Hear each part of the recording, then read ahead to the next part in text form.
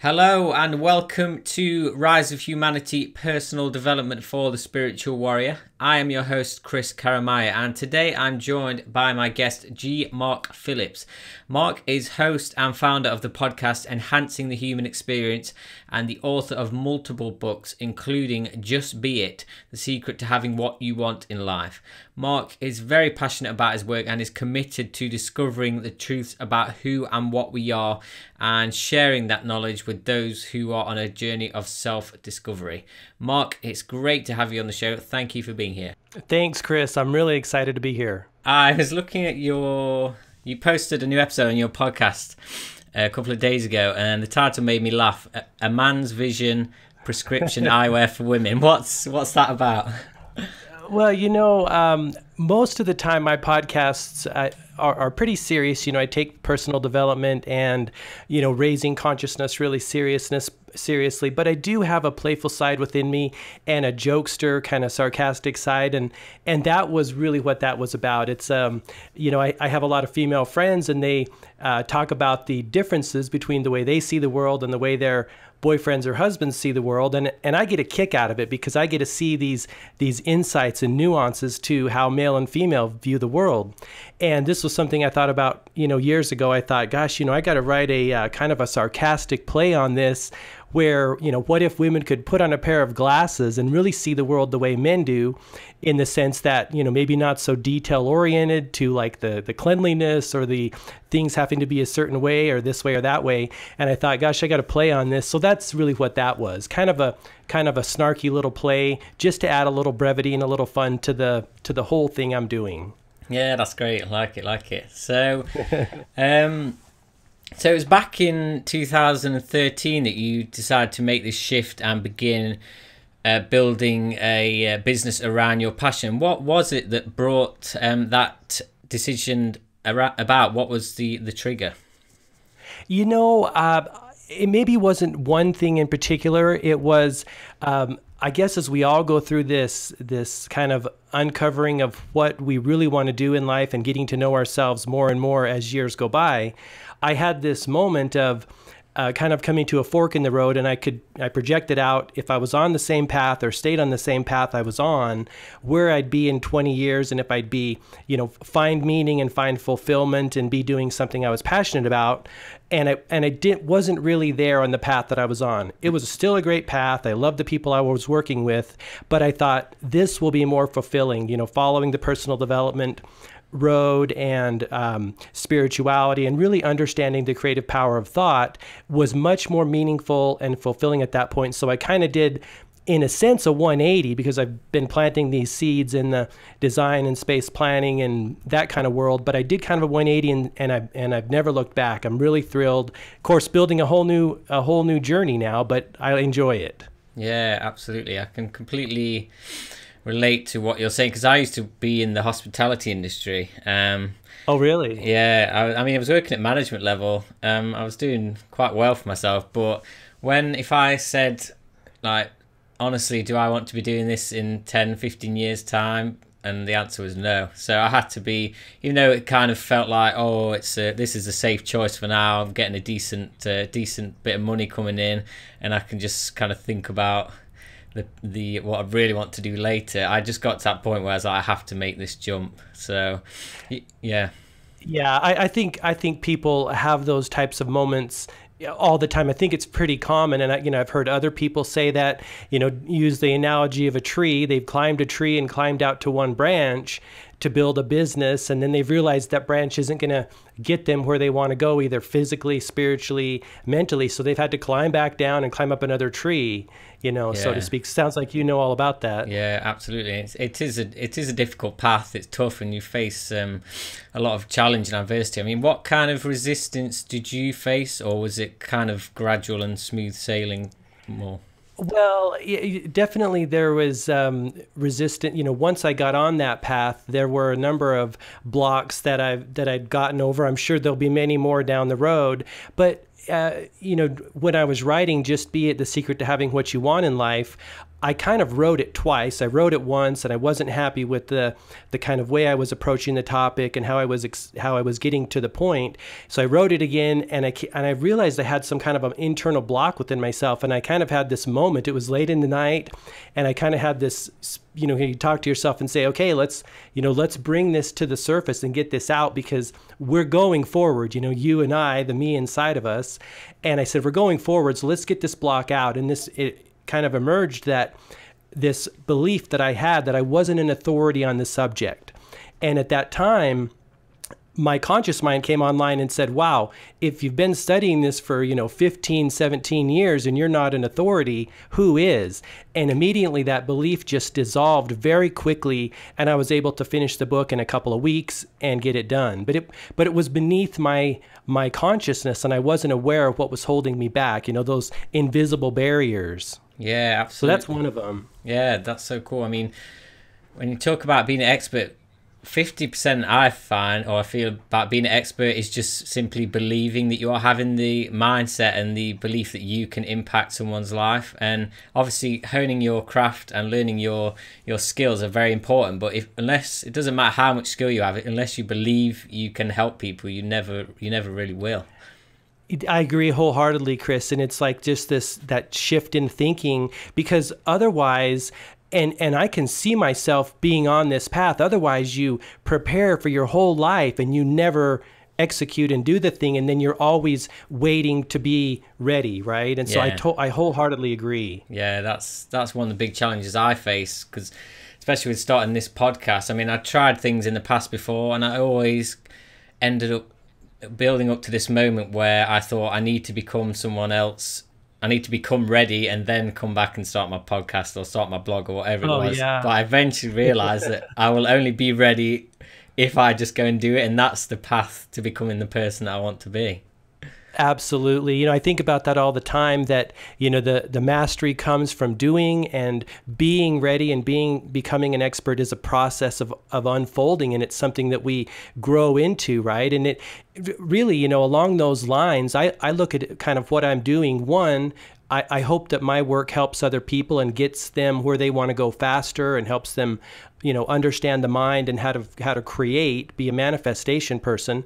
But also I'm doing it, like you said, for my own growth and expansion. And even if no one ever reads my stuff or looks at my stuff, I get a lot out of what I'm doing because of the person I'm becoming. I really think a lot about that. Yeah, absolutely. I mean, you say on your site that you've kind of you've been studying this personal development stuff for a long time, but it just took, I suppose, a few years for it to emerge in the form of a business. Yeah, well, initially when I was in college, I studied architecture and design, and I really love designing stuff and making it and building things and working with my hands. So I think, and I kind of have one foot in and one foot out. I still love that stuff, but what happened was that path started to lose meaning for me, and the work that I was doing wasn't as fulfilling as it was, 17 years ago. And so I kind of had to do some introspection and do a little bit of a pivot and say, well, there's always been this common thread of personal development and self-improvement, and I've always been on that path on the side, from my day job. So I thought, Mark, this is something you want to nurture. If this is something you do in your free time and you're not getting paid for it, why don't you build a business around it? So that's kind of what I did. Absolutely, and I think that's a common kind of issue for people when they're trying to find their passion, is that a lot of the time it's staring them right in the face, it's there all along, but they just can't see it. I wholeheartly agree. Yeah, and they have it is oftentimes a process you have to go through to actually, be honest and write down like a list of the things that you're actually good at, and then a recurring theme might appear, and you'll be like, right, this is kind of, I need to be honest, this is the thing that I need to push myself and go out and do. Yeah, the human experience is so fascinating. Like you said, I mean, what we need is right looking at us in the face and tapping us on the shoulder, but we're continually looking in everywhere else, every other stone, like for what we want and need, and it's been right with us all along. But it's hard to see it sometimes. Yeah. I mean, you touched on this point earlier, but I mean, Talking about setting up a business, obviously the content that you are providing, but the actual act of setting up a business, did you? I mean, I've seen it in a lot of people that doing that actually accelerates their own growth in a huge way, as well as providing value for customers. But the growth that it provides you starting on that journey of starting a business, is that something? Did you find growth in that? Oh, yeah, I really did. You know, when I first started, I thought, well, I'll just do my passion and create my products and spread my message and everything will be fine. And of course, after so long, you realize nothing's really happening, right? So I started looking into marketing and, you know, business tactics and strategies. And really, you know, the way I approach what I'm doing now is totally different than when I first started, and I spend 80% of my time working on the business and promotion and advertising and really getting the message out, as opposed to when I started. And that's like a whole bunch of other hurdles and barriers you have to get through, you know, kind of setting up the technology and the business structure and the getting your message right and finding your target audience. So definitely a whole bunch of other things to go through. Sure. Yeah, I mean, I think all of these, I mean, there's lots of different ways you can grow, but I think, like, for example, like for me starting up this podcast, I mean, it's a podcast and it's connecting with people, communicating with people, but on a very sort of basic level, it's very much just overcoming resistance. That's what I found, which could have come in kind of any form, whether it be a business or, I don't know, doing another big project. But a lot of these challenges at their very core is simply facing resistance and overcoming that. Absolutely. Yeah, I think a lot about Stephen Pressfield's work, and he talks about, you know, just showing up every day and doing the work and making it happen. And sometimes, as you well know, it sucks, right? You know, you're trying to put out a bunch of different fires and still work on things to grow and expand your business. And sometimes, you know, I do find myself pulling back and just taking that moment to, you know, relax and not push, and sometimes allow the universe to help you remove the barriers that are in front of you in a way. Yeah, definitely. I agree with that. Yeah. I mean, what would you say maybe some of the biggest lessons that you have learned in setting up your business? Well, you know, I'm like I say, I still go back to this marketing aspect, and by no means do I have it mastered, but it's just really understanding who I am and what my message is, and honing in on that. Because I think when I find the message that I really am here to say, it'll resonate with the people that really need to hear it. And I don't think I've quite got that yet, because again, it's like these removing the layers of our consciousness to find, you know, what we're meant to do, what we're best suited to do, and then, you know, turning on the beacon there. So that's one of the biggest lessons, is there's still an unfolding. I'm still, you know, honing in on that right message and that you know, the people that are going to resonate with it. So I think that's really the biggest lesson, is just getting to know myself more and more, which I feel is really an ongoing, infinite journey. Yeah, I completely resonate with what you're saying there, because I kind of see marketing like, in many ways, it's kind of a form of energy, and you kind of choose words and, you know, phrases and sentences that kind of vibrate at a certain level. And I think that when the people who are supposed to hear that, if the energies and the wording and the phrasing and everything's and the marketing's clear, then they'll kind of latch on and resonate with that on a very deep level. I mean, for me, setting up this podcast, I spent a couple of weeks just continually writing out the description, and every time I did it, I kind of peeled away another layer, and then I eventually found this term, came up with this phrase, spiritual warrior. And as soon as I had said that, I felt like this kind of vibration in my body, and I knew I'd found something special. I'd, you know, hit on something there. Yeah, and I listened to your first podcast and where you talk about that, and I think that's so true. You know, I try to use that body wisdom myself, and when you think of something or when you say something, you get the hair on the back of your neck stands up, and you get that kind of vibration, you know you're on the right path, because the body, you know, the wisdom is in there. And I will say, I'm not I haven't historically been the best at tuning into that. But one of the things that I try to do more and more is listen to the intuition, listen to my body. And because the answer is it's never going to steer us wrong, right? Just like you experienced with, when you found that message. But I think about that quite a bit too. And I never, if I'm not getting the response that I would like from my clients or my customers, I always go back to myself and say, okay, how can I change in order to, again, send that right message that is really true with me? Because I believe that once I'm being my authentic self and speaking my authentic wisdom that's inherent just to me, like yours is to you, that's when things will come into alignment and the audience will tune in that are meant to be there. Yes, absolutely. I'd like to talk about your book, Just Be It. I mean, what's the core message of that book, and what are you aiming to achieve through that?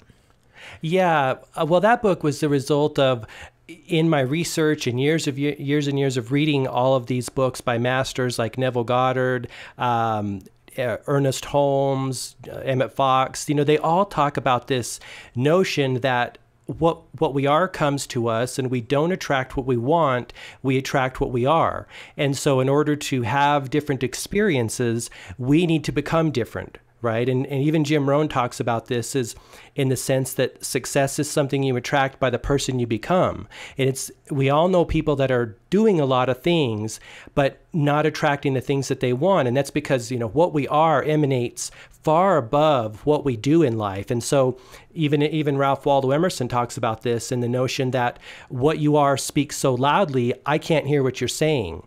And so this notion of being has been common in a lot of things that I've studied, and like the core foundation of how human beings attract what they want in life. Of course, changing yourself, as we all know, is I feel like the most difficult task human beings can engage in, but the one we have to engage in if we want true and lasting change in our experience. So I found it to be such a powerful message that I had to write a book about it and share the knowledge that I'd realized and I discovered with other people. So that's kind of the core message is, when you change what you are, truly, truly, you will have different experiences in relationships, in the financial arena, in health and wellness, but it takes that change in consciousness and change in being to make that happen. Absolutely. And what do you feel are some of the essential qualities for making this happen? Because obviously a lot of people, it will be kind of a journey and a process to reaching that state where they really, really feel that they can be that. I imagine for a lot of people, resistance will come up. And I suppose determination and persistence. I mean, what are the core qualities that you think people need? Well, I really think the core quality is consistency and practice, and I equate this internal work of developing your state of being and your consciousness a lot like going to the gym, to work a muscle. Over time, it's that consistency and frequency when you go every day or every other day that builds the muscle.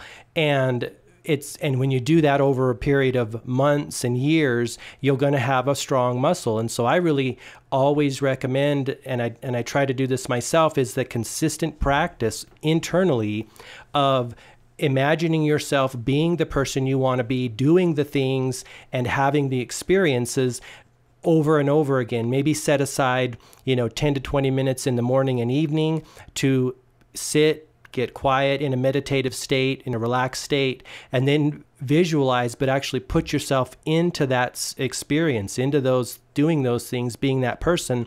And over time, we will become that, but it takes that consistent practice. And this is where I know in my own experience, we do it for a week or two and then we stop, or we do it for a month and we get some results and we stop, but we can't stop, or otherwise kind of everything resets back to our traditional conditioned state of being, which has been, which we've had maybe 20, 30 years, and it's more powerful. So to change it takes that consistent practice. Absolutely. And do you have any insight on what people, choosing something to become that someone is aligned with? I mean, have you found that maybe sometimes people try too hard to maybe become something that they're not necessarily aligned with, or they're choosing something for the wrong reasons? Yeah, I think that's a great question, Chris, and certainly there are pitfalls because uh, in my own experience, I've seen this where I choose, I set my targets and my sights on something and I get it, but quickly it doesn't stick or the universe kind of bumps me back. And you realize in those points that just how powerful our imagination and our creative power is, that we can get something that isn't right for us. And I feel if it's not right for us, it's going to quickly be taken away from us, or we're going to be moved on to a different path. So what I tend to do is I try to just focus on, getting the feeling of success and happiness and prosperity, and not so much focusing on specifically how it's going to come or what I need to do to get it. And I find that bypasses the mind's the thinking mind, mortal mind, as I call it, tendency to, put us on a path that may be not right for us. And I think that just comes because, we live in the world, we share collective consciousness, and we may see something that our neighbor's doing or something someone else is doing, and we may say, well, I want to do that too, but it might not be right for us. So I find that embodying success and prosperity and feeling that we're on our path and our purpose it allows us to kind of transcend that notion of knowing what to do or specifically how we're going to get there. Yeah, that's wonderful. And you wrote this book, The Magic of Being, which is a lot of your teachings, but turned into the form of a children's book. I mean, what inspired you to write this book? Well, the inspiration for that book was I kind of came to this epiphany. I thought, Mark, gosh, if you knew this stuff 40 years ago now when I was a kid, imagine how much further I'd be. And one of my passions is sharing what I've learned over the last 20 years with children, because, they're just going to go that much further, that much faster. And I didn't learn this stuff in school.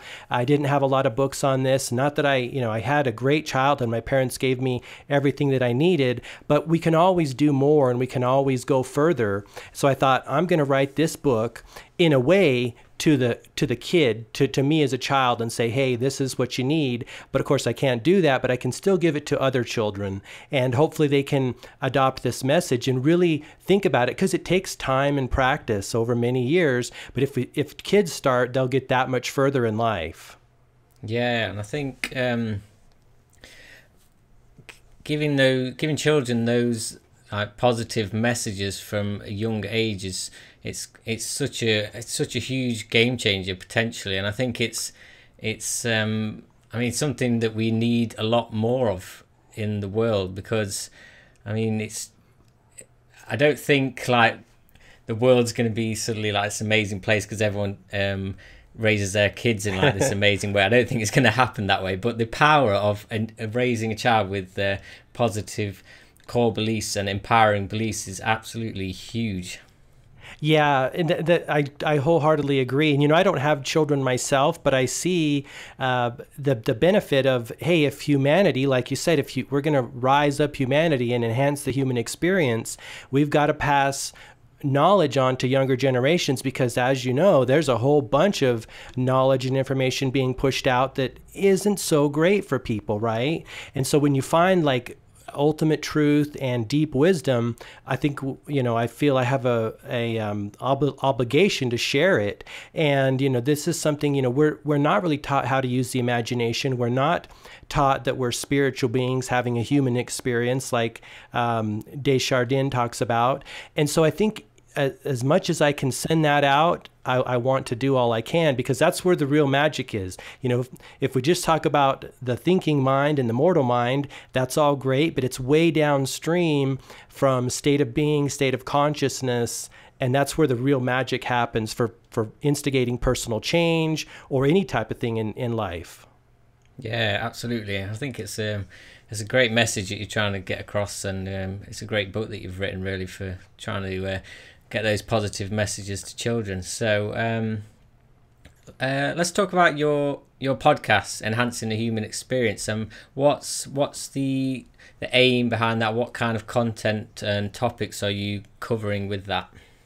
Well, I do share topics on personal development and raising consciousness and developing consciousness, but I also really enjoy interviewing folks and finding out what wisdom they've had and they've learned on their journey, because I feel that when we all come together and share our best practices for living, we all benefit, and humanity and the human evolution kind of goes up together. So I really want it to be a platform in the long run for people to share ideas. I love talking with people and finding out what they've learned on their journey, because I think we all learn different things, different lessons. And when we come together, much like, what you're doing with your podcast, and share that wisdom, we all benefit. So that's kind of why I started that podcast. And who are some of your biggest inspirations? Well, gosh, I've had so many big inspirations. Yeah. I really like a lot of the new thought leaders, Florence Scovel Shinn, like I mentioned, Neville Goddard, but Wayne Dyer's been a huge inspiration. So is Louise Hay, Deepak Chopra. But I find something of value from pretty much everyone. Even if it's someone that's not in my sphere of practice or the path that I'm on, I think we can all get something from everyone. So really, I kind of try to keep my eyes wide open all the time and learn from all sorts of people. Even people like Tony Hawk. I don't skate, but I love seeing people doing their passion and their purpose, and we can all draw some energy from that. Yeah, absolutely agree on that one. I noticed on your page, is it a group coaching or something called Metagame? I'm not sure. I didn't get a chance to look into it properly. Oh, yes.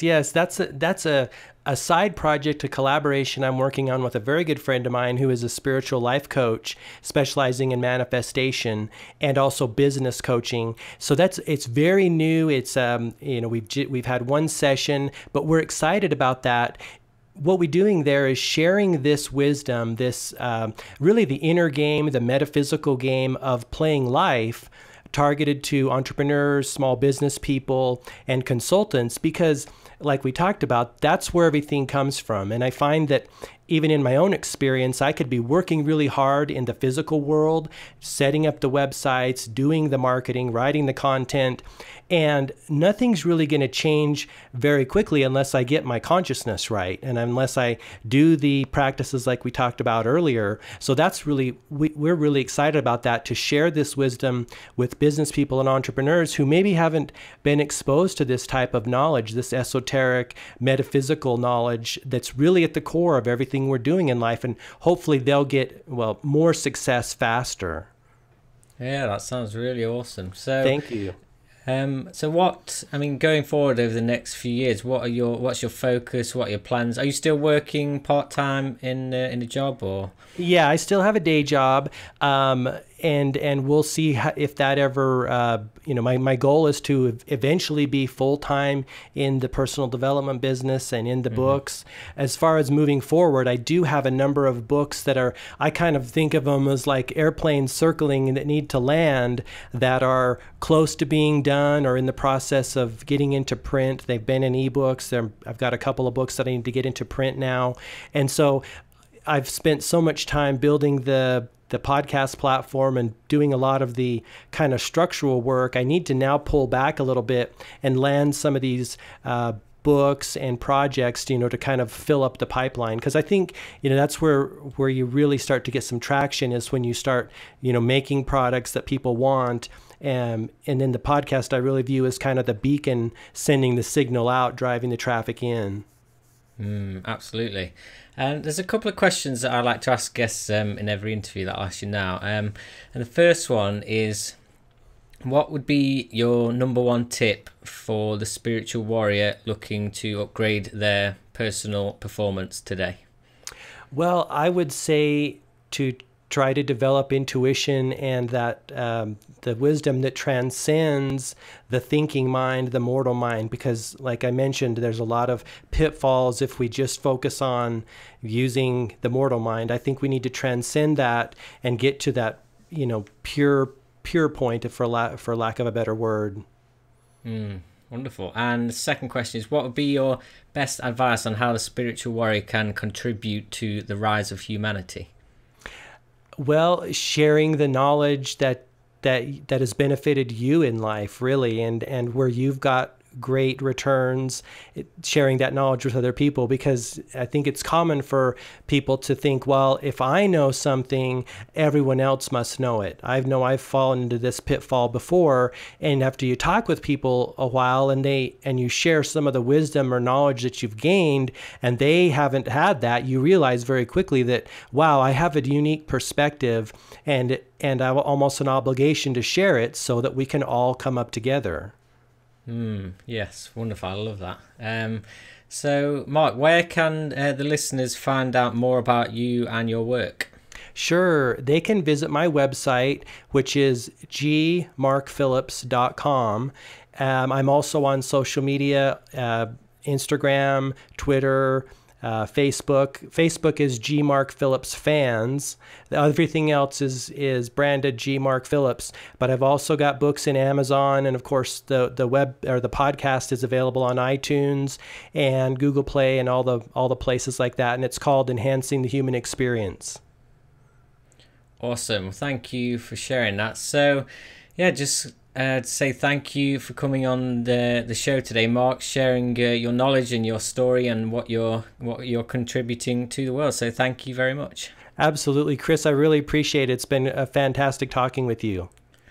Yes, you too. So that's all for today, guys. I hope you've enjoyed this episode of Rise of Humanity, and we'll be checking out Mark's work further. I will put his links in the show notes for you to check out as well. So that is about all for today, and I will catch you all next time. Thank you for listening. Bye-bye.